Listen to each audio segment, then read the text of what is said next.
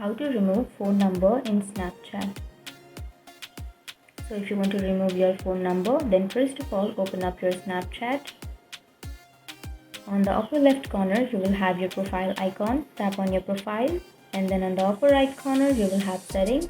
Tap on settings, and if you tap on the phone number you won't find that option here. So what you have to do is go back and scroll all the way down and tap on log out.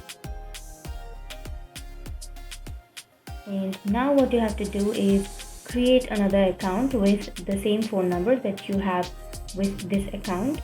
So after creating an account with the phone number that you want to remove, then you can log back to your original account and you can see that your phone number is removed from your account. So that's it. That's how you remove your phone number. That's the only way.